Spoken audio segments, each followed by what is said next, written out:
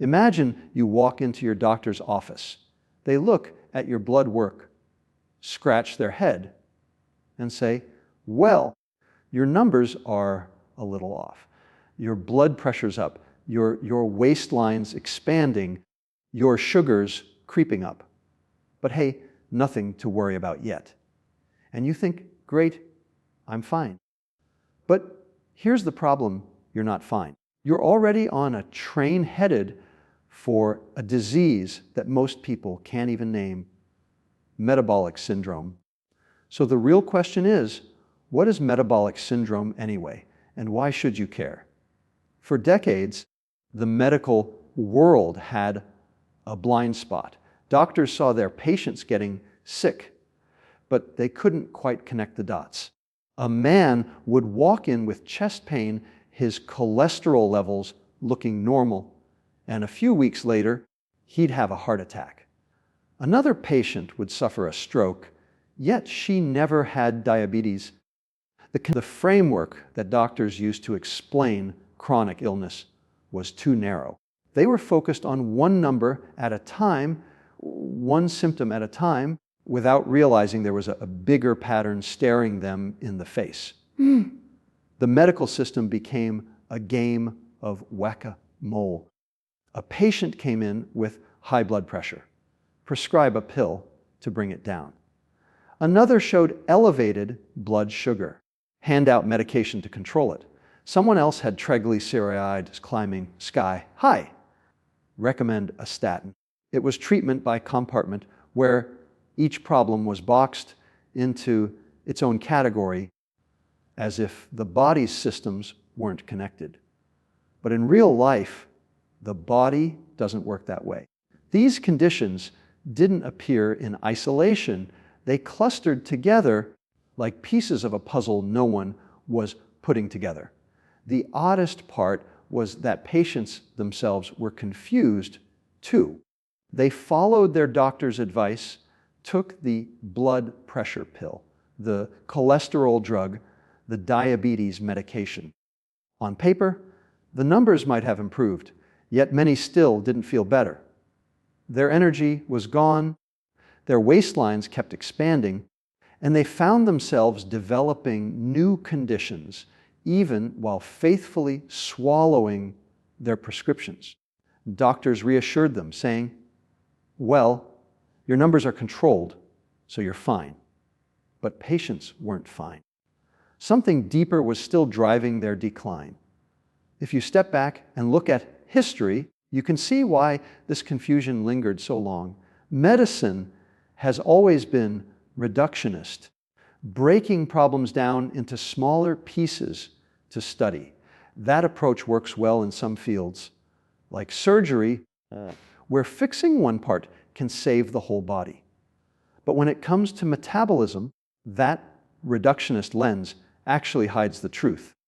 Treating a lab value without asking what caused it was like mopping up water without realizing the faucet was still running. The result: doctors were busy chasing consequences while ignoring the root. This explains why so many people were blindsided. You could be someone who ate what seemed like a reasonable diet, never smoked, and kept your cholesterol within the recommended range. Yet you still ended up with a heart attack at 50. Or maybe you prided yourself on being slim, thinking only overweight people got diabetes, until you were diagnosed with high blood sugar anyway. These stories baffled both patients and doctors because the old explanations didn't account for them. Cholesterol wasn't the full story. Obesity wasn't the full story. Even genetics couldn't explain why rates of these diseases were exploding in just a few generations. Slowly, researchers began to notice the pattern. The same cluster of problems kept showing up in the same patients, and those patients were the ones suffering the most from chronic disease. But instead of seeing 5 separate issues: blood pressure, blood sugar, cholesterol, triglycerides, waist size, They started to realize these were all connected to one underlying dysfunction. It was the body's way of sounding the alarm, warning that its metabolic machinery wasn't working as it should. What looked like different problems were really different symptoms of the same hidden condition. That realization took decades to sink in. In the meantime, millions of people were living with what we now call metabolic syndrome, though back then it didn't have a name. They were told to manage each problem separately without being given the bigger picture. It was like patching holes in a sinking ship without noticing the water pouring in. And that's why so many people, despite normal test results and good intentions, kept getting sick. It took years before anyone gave metabolic syndrome a name. For the longest time, doctors just kept treating what they thought were unrelated problems. But in the late 20th century, researchers began to notice a strange and persistent cluster. People with high blood pressure often had high triglycerides. Those same people tended to have low levels of HDL, the so-called good cholesterol. Many also showed elevated fasting glucose, a warning sign of insulin resistance. And almost all of them carried extra fat around the middle, even if their overall body weight wasn't especially high. It wasn't random. It was a pattern that kept repeating itself across patients, across populations, and across age groups. Eventually, this cluster was given a name: metabolic syndrome. 5 markers, each one measurable and seemingly straightforward, but together they told a story much bigger than the sum of their parts. High blood pressure, high triglycerides, low HDL cholesterol, high fasting glucose, and increased waist circumference. If you had 3 out of the 5, you met the official criteria. Simple, right? But here's the twist. The syndrome isn't really about numbers ticking above or below a certain cutoff. It's not a yes or no label. It's a spectrum, and the risk begins building long before you hit the threshold. Take blood pressure, for example. A reading of 139/80 Nals/89 doesn't officially qualify as hypertension, but it's still higher than your body wants it to be. Or fasting glucose, you might not have diabetes until your number crosses 126. But at 110, you're already showing signs of insulin resistance. The waistline cutoff, over 40 inches for men, over 35 for women, sounds precise. But what if you're at 39 and 34? You don't magically become healthy because you're 1 inch under the line. These markers aren't on off switches. They're mile markers on a road telling you how far you've traveled toward metabolic dysfunction. What made the discovery so important was that it shifted the focus from isolated problems to a systemic one. High triglycerides, for instance, don't just appear out of thin air. They rise because the liver is overloaded and pumping out fat. Low HDL isn't just bad luck, it's a reflection of the body's inability to shuttle fat properly. High blood pressure isn't only about the heart, it's about stiffened arteries and hormonal signals gone array. High glucose isn't just a sugar problem, it's insulin resistance. The cell's no longer listening to the hormone meant to keep them in balance. And that waistline expansion, it's the visible sign of fat stored not under the skin, but deep around the organs where it does the most damage. All of it points back to the same root. The body's energy handling system has gone off track.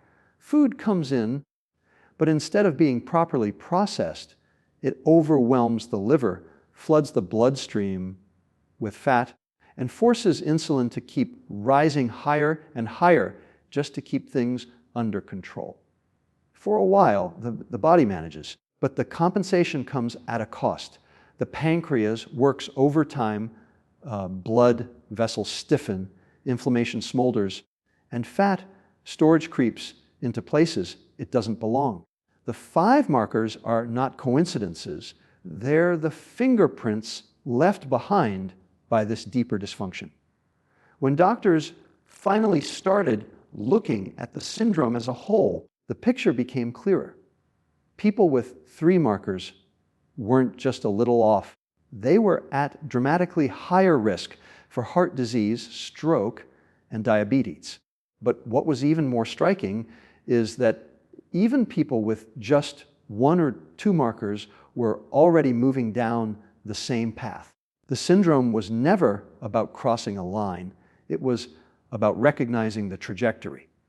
Once you saw the trajectory, you could understand why millions of people who didn't meet the classic definition of obesity or diabetes were still succumbing to chronic disease. This is why the syndrome matters. It explains the paradoxes. The thin person who has a heart attack, the patient with normal cholesterol who still develops clogged arteries, the person who thinks they're healthy enough until a sudden stroke proves otherwise.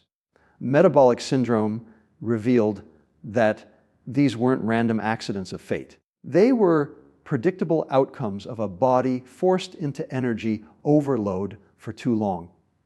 By naming the syndrome and defining the 5 markers, medicine finally had a framework, not a perfect one. Because remember, it's a spectrum, but at least a way to see the bigger pattern. Instead of chasing one number at a time, doctors could start asking the deeper question, why are all these numbers moving together in the wrong direction? And that question opened the door to a new understanding of chronic disease. Every time you eat, your body has a decision to make what to do with the energy you've just taken in.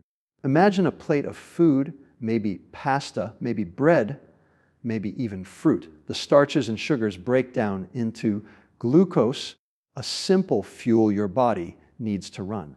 But glucose can't just float around in your bloodstream indefinitely. It has to get inside your cells to be used or stored. That's where insulin comes in.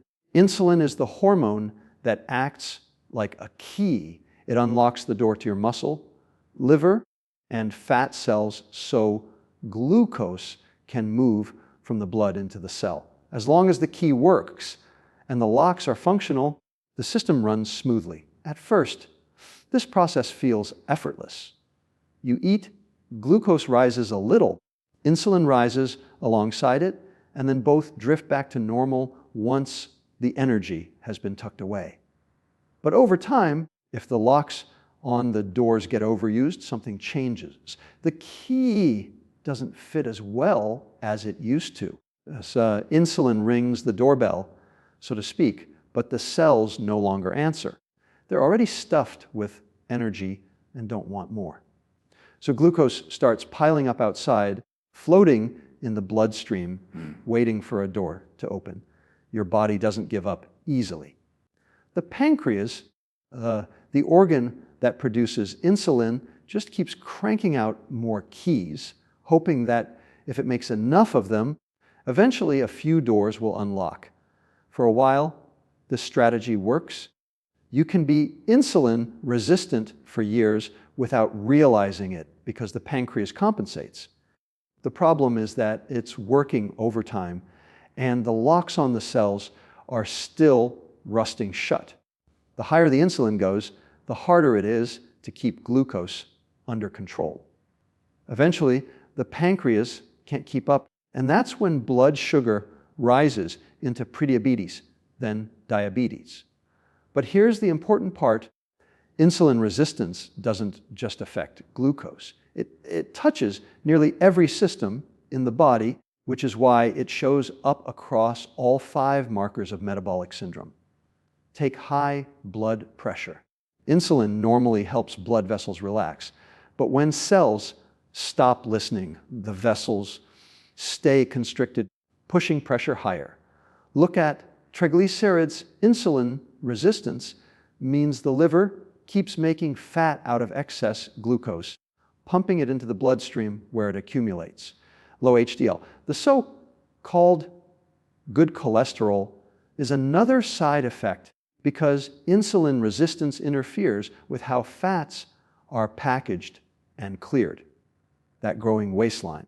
That's insulin resistance, too, driving energy into visceral fat around the organs, even when your weight on the scale hasn't changed much. It's as if insulin resistance is the puppet master pulling strings behind the scenes. Each of the 5 markers looks like its own issue, but in reality, they're all different faces of the same problem: cells refusing to respond to insulin. You can think of it like a traffic jam. Normally, glucose flows smoothly into cells, like cars moving down a freeway. But when the exits are closed, cars back up, traffic slows, and chaos builds. Insulin resistance is that gridlock, with insulin honking louder and louder, trying to get traffic moving again. The tragedy is that you don't feel insulin resistance in the moment. It doesn't cause pain. It doesn't make you cough. It doesn't give you a rash. It works quietly, invisibly, until the damage has already set in. Years later, it shows itself as hypertension, as fatty liver, as rising blood sugar, as weight gain that seems impossible to reverse. By then, people often think each of these is a separate problem, but really, they're just downstream effects of the same clogged system.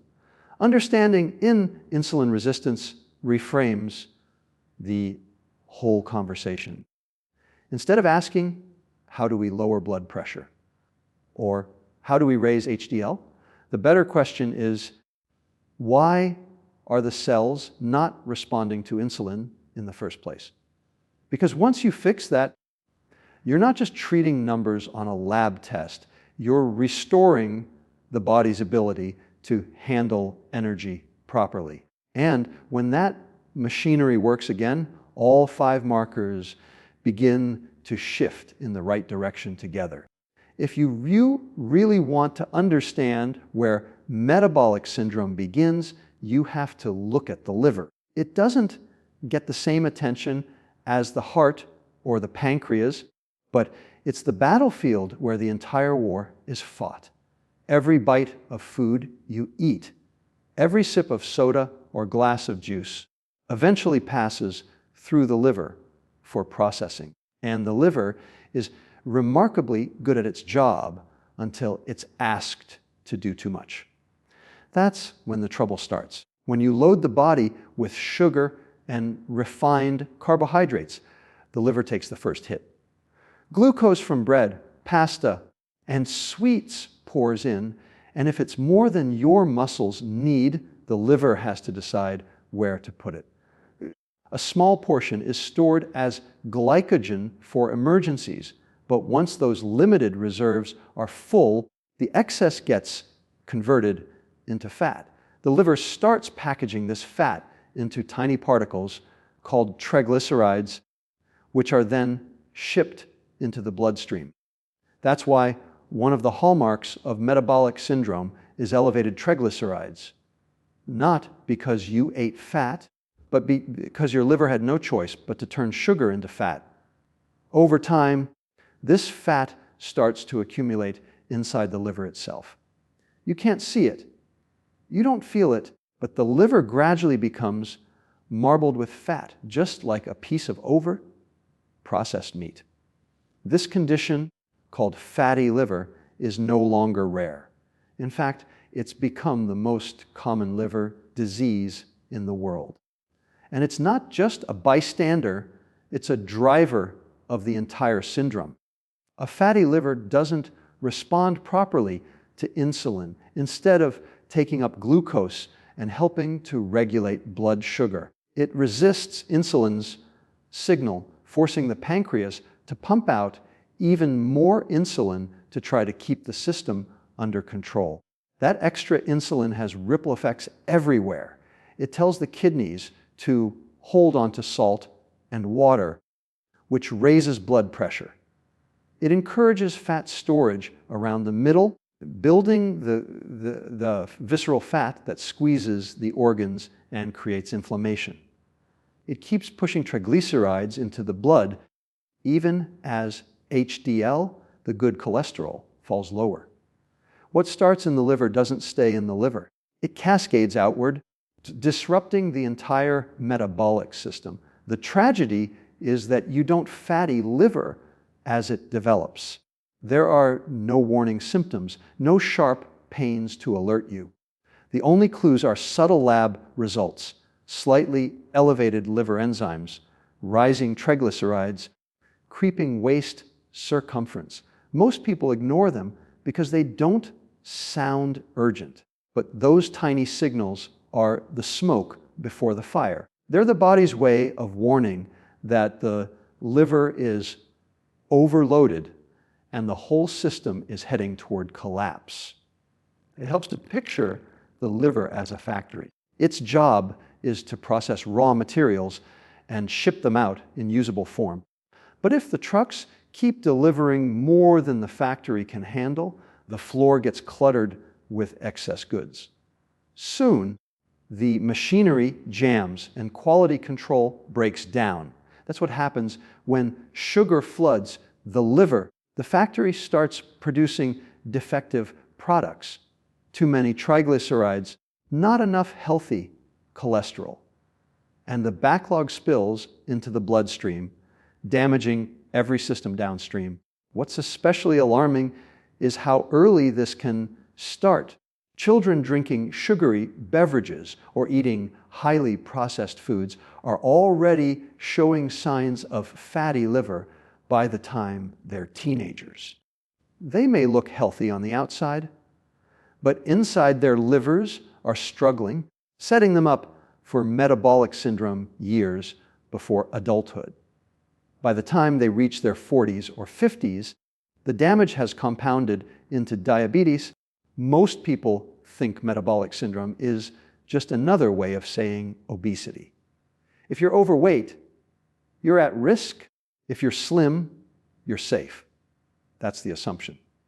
But the truth is much trickier and much scarier. You can be thin on the outside and still be metabolically sick on the inside. There's even a term for it, TOF-I, which stands for thin on the outside, fat on the inside.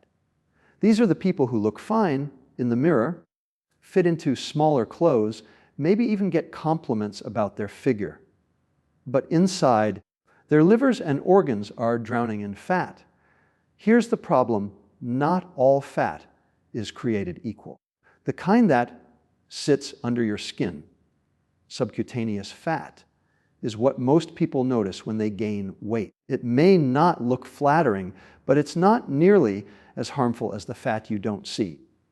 Visceral fat, the kind that builds up around your organs, is far more dangerous. This fat isn't passive storage, it's metabolically active. It secretes hormones and inflammatory molecules that spread throughout the body, interfering with insulin, raising blood pressure, and damaging blood vessels. It behaves less like a storage unit and more like a chemical factory, constantly releasing toxic signals into the bloodstream. That's why a thin person can still end up with metabolic syndrome. If their diet is loaded with sugar and refined carbohydrates, the liver gets overwhelmed just like it does in someone who's visibly overweight. The excess sugar gets turned into fat, much of which is deposited in and around the organs rather than under the skin. The mirror may show a lean frame, but the blood tests tell another story: high triglycerides, low HDL, creeping fasting glucose. The inside doesn't match the outside. Think of visceral fat as a squatter living in the wrong neighborhood. It crowds the organs, strangles their function, and then starts fires that burn through the entire metabolic system. The hormones it releases, like IL-6 and TNF-alpha, fuel inflammation, which makes insulin resistance worse. That resistance forces insulin levels even higher, which in turn drives more fat into storage, especially in the liver and around the gut. It's a vicious cycle, one that doesn't care about your pant size. This explains why you sometimes hear about athletes or celebrities, people who look incredibly fit, suddenly collapsing from a heart attack or being diagnosed with type 2 diabetes. The outside image of health hid the internal reality of metabolic dysfunction. Their lifestyle, heavy on processed foods, sugary drinks, or stress, overloaded their livers even if their body weight didn't reveal it. They were toafai without knowing it.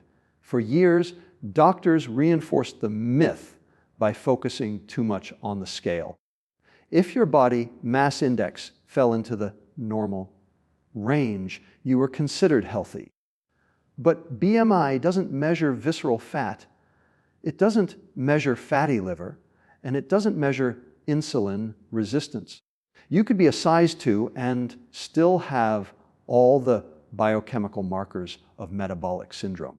That's why so many people with normal weight end up shocked when they get diagnosed with hypertension, fatty liver, or prediabetes. They thought thinness was protection, but it wasn't. The real danger of visceral fat is its invisibility. Subcutaneous fat at least sends a message. You can see it, you can feel it, you know it's there. Visceral fat hides under the surface, quietly disrupting everything until it shows up as a lab result or a sudden health crisis. It's silent, sneaky, and far more toxic than the fat most people worry about. So, metabolic syndrome is not a weight problem, it's a metabolic problem. It's about where the fat is stored, how the liver is coping, and whether insulin is doing its job. You can be overweight and metabolically healthy if your fat is mostly subcutaneous and your liver is clear. And you can be lean and metabolically unhealthy if your liver is overloaded and your organs are wrapped in visceral fat. That's the paradox, and that's why focusing only on the scale misses the bigger picture. The lesson is simple but profound. Don't judge metabolic health by appearance. Judge it by what's happening inside. Waist circumference, triglycerides, fasting glucose, blood pressure. These markers reveal the truth. TOEFI proves that metabolic syndrome can hide behind a thin frame, waiting until it's too late to show its face. If insulin resistance is the engine driving metabolic syndrome, then inflammation is the smoke pouring out of the exhaust. It's what happens when the body's alarm system gets stuck in the on position. Normally, inflammation is a good thing. If you cut your finger, inflammation rushes in to clean up the damage and help it heal. If you catch a virus, inflammation helps fight it off. The problem comes when that response never shuts down. Instead of a short burst of healing, the body is left simmering in a low-grade state of alarm day after day, year after year. That's what chronic inflammation looks like, and it's central to the damage a metabolic syndrome creates. The culprits are molecules with complicated names: CRP-IL-6, TNF-alpha. But their behavior is simple to imagine. Picture little sparks landing in different parts of the body, igniting small fires that never quite burn out. These molecules are released by visceral fat and an overloaded liver, and they spread through the bloodstream like embers in the wind. They damage blood vessel walls, making them sticky and prone to plaque buildup. They interfere with insulin signaling, making resistance worse. They even travel to the brain where they disrupt normal communication and set the stage for cognitive decline. This is why metabolic syndrome isn't just about a waistline or a fasting glucose number. It's about the body being trapped in a perpetual emergency mode. Every system gets pulled into the fight. The cardiovascular system, blood vessels stiffen, blood pressure climbs, arteries become clogged. The endocrine system, insulin loses its effectiveness, forcing the pancreas to overwork.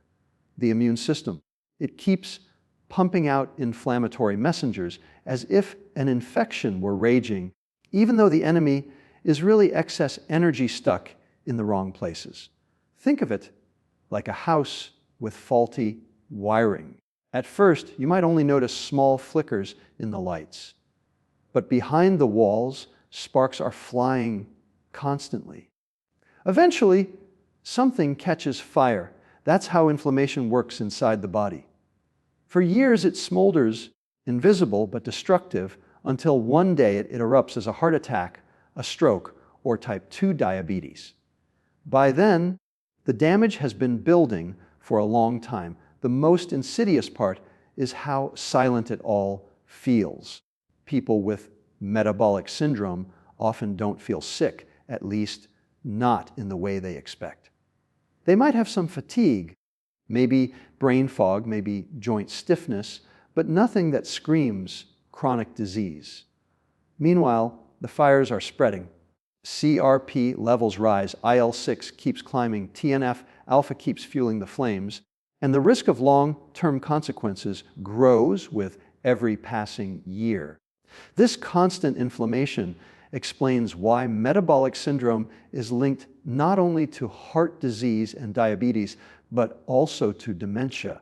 The brain is especially vulnerable to inflammatory damage. Those same sparks that scar blood vessels can interfere with neurons, disrupting memory and focus. Over time, the brain starts to shrink and misfire, laying the foundation for Alzheimer's disease. It's not two separate conditions, it's one long chain of cause and effect, starting with energy overload and ending with the loss of function in the body's most vital organ. So when we talk about metabolic syndrome, we can't reduce it to 5 markers on a checklist. Those markers are just signposts pointing to what's really happening underneath. A body in constant alarm mode, inflammation smoldering in every corner. And until that fire is put out, no medication that lowers cholesterol or blood sugar will solve the root problem. Walk into any supermarket and you'll see shelves lined with brightly colored boxes, shiny wrappers, and bottles promising energy, health, and convenience. Soda, breakfast cereal, snack bars, frozen dinners, these are the staples of the modern food environment. They look harmless, even inviting, but beneath the packaging lies the real driver of metabolic syndrome. Processed food engineered not for nourishment, but for profit. Take soda. A single can contain more sugar than your body was ever designed to handle at one time. The sugar rushes into your bloodstream, floods your liver, and triggers that cascade we talked about.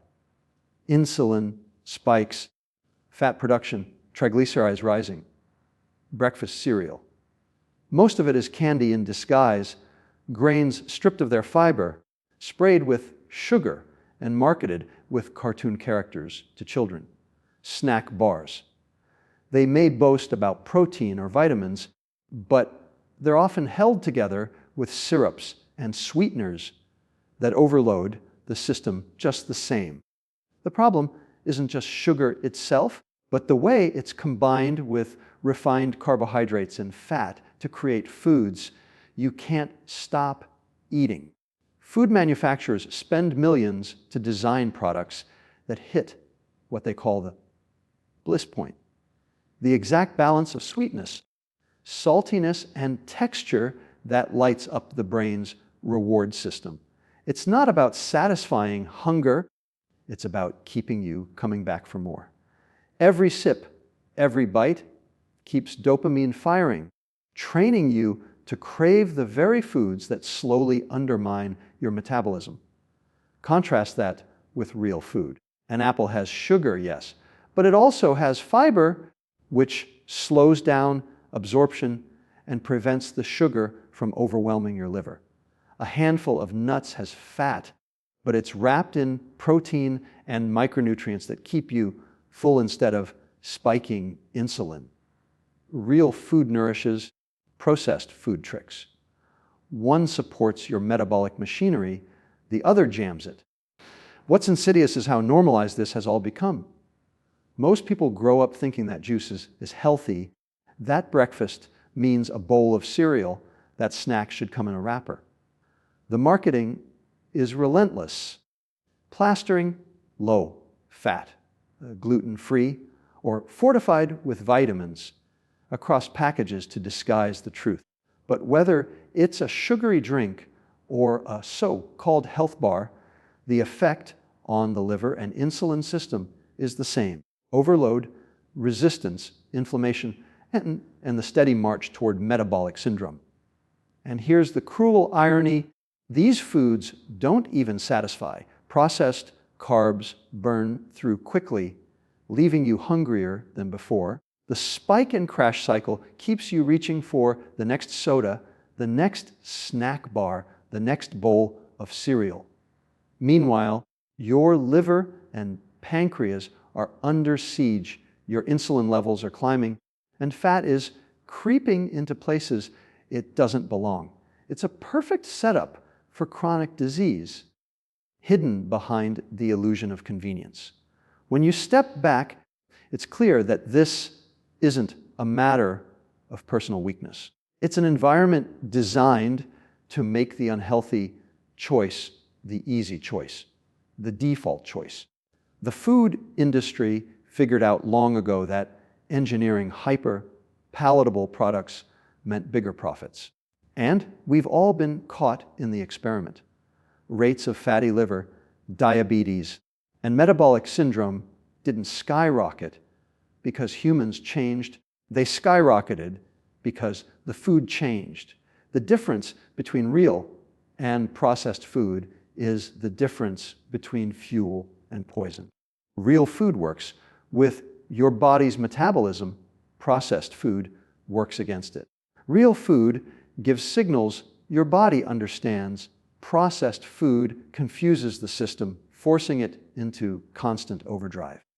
When you peel back the labels, you can see it clearly. Metabolic syndrome is not a mystery disease. It's the predictable outcome of a food supply designed without regard for health. Metabolic syndrome doesn't make headlines on its own. You don't see people raising money for metabolic syndrome awareness. Yet it is the silent stage on which most of the chronic diseases we fear are played out. It doesn't announce itself with one big symptom. Instead, it quietly chips away at your body, setting the scene for conditions that look different on the surface but share the same root underneath. Start with heart disease. When insulin resistance and inflammation are smoldering for years, blood vessels stiffen and plaque begins to build.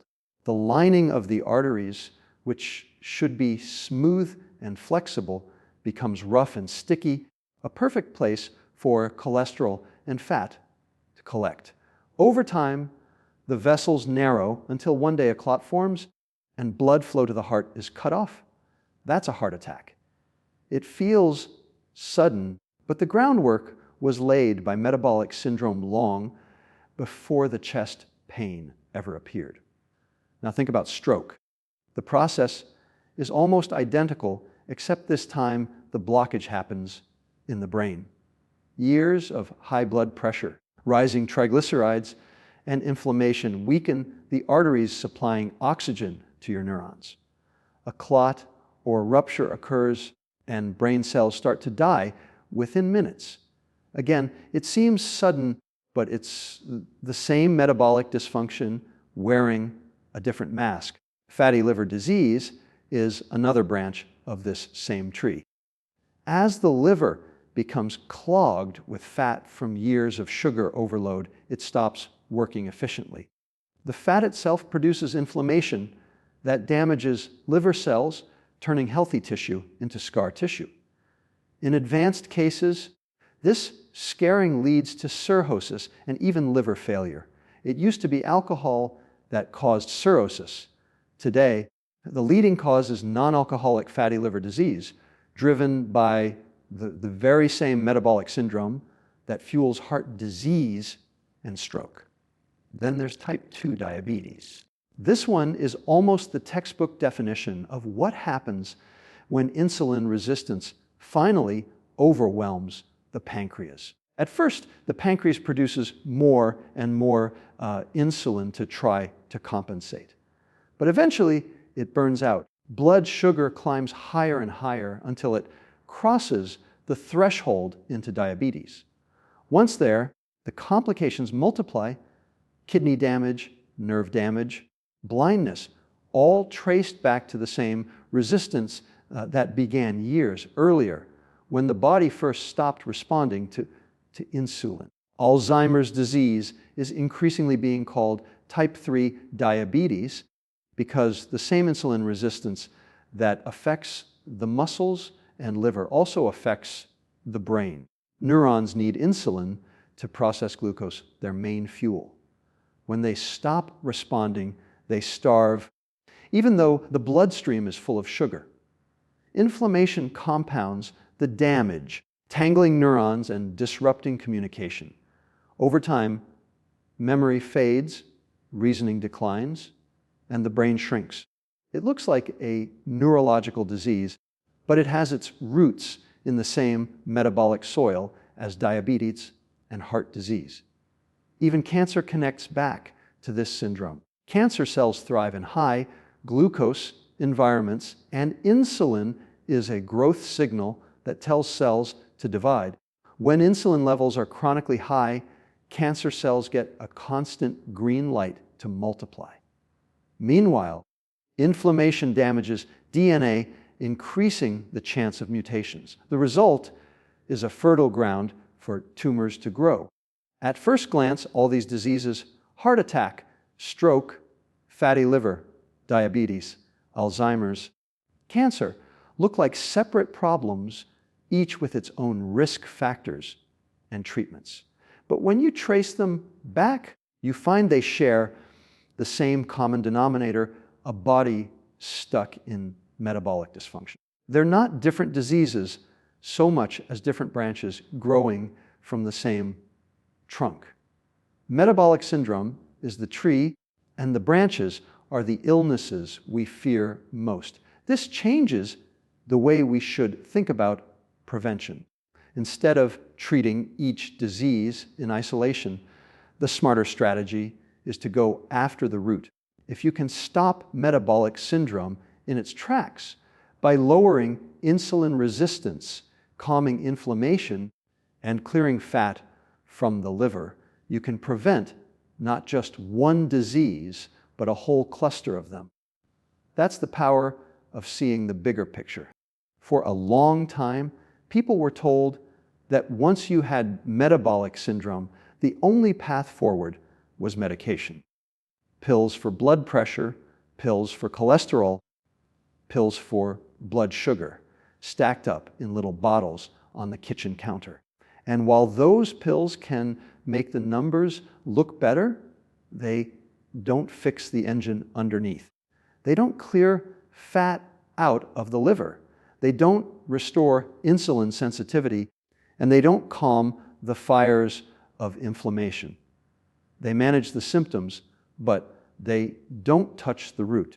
The encouraging news is that metabolic syndrome is not a one-way ticket. It's a warning light, and like any warning light, it's telling you to act before the damage goes too far. That action doesn't come in the form of another prescription. It comes from choices that put the body back in balance. real food instead of processed food, meals built around fiber, protein, and healthy fats instead of sugar and refined carbs. Food that works with your metabolism, not against it. Think about what fiber does. It slows down the absorption of glucose, protecting the liver from overload. It feeds the gut microbiome, reducing inflammation and helping regulate appetite. It's not glamorous. It doesn't come in a shiny package, but it's one of the most powerful tools you have against metabolic dysfunction. Pair that with protein that sustains you, fats from real sources like nuts, avocados, and olive oil, and you've got meals that leave you full without spiking insulin. Exercise is another lever. You don't need to become a marathon runner to reverse insulin resistance. Even a brisk walk after dinner helps your muscles take up glucose, relieving the burden on your pancreas and liver. Consistency matters more than intensity. Movement is a way of telling your body to keep the doors open, to keep insulin working. Then there's sleep. People underestimate how much poor sleep sabotages metabolism. A night of short or restless sleep raises cortisol, drives hunger, and makes insulin resistance worse. Restoring quality sleep is like giving your body time to reset its hormonal balance. The same goes for stress. Chronic stress keeps cortisol elevated, which in turn pushes glucose and insulin higher, feeding the very cycle you're trying to escape. Learning how to manage stress through mindfulness, breathing, time in nature, even simple breaks during the day can make a measurable difference. Each of these choices is like removing a weight off the system. Real food lightens the load on the liver. Fiber stabilizes blood sugar. Exercise opens the cells to glucose. Sleep and stress management calm the hormonal storm. None of it requires perfection, just consistent steps that move you in the right direction. Over time, those steps add up to measurable changes: lower triglycerides, smaller waistline, normalized blood pressure, improved insulin sensitivity. The 5 markers that once screamed dysfunction begin to shift back toward health. This is why metabolic syndrome, as serious as it is, should be seen as a wake-up call rather than a life sentence. It's the body's way of saying, I can't keep this up. And the good news is, when you listen and respond, the body is remarkably forgiving. The same processes that led to dysfunction can be unwound. The same biology that produced insulin resistance can be retrained. You don't need to wait for a diagnosis to start. Every choice you make now, every time you swap a processed snack for real food, every time you take a walk instead of collapsing on the couch, every time you prioritize sleep instead of another hour on your phone, you're nudging your metabolism back toward balance. That's the hope buried inside the syndrome. It doesn't have to be your destiny. It can be your turning point.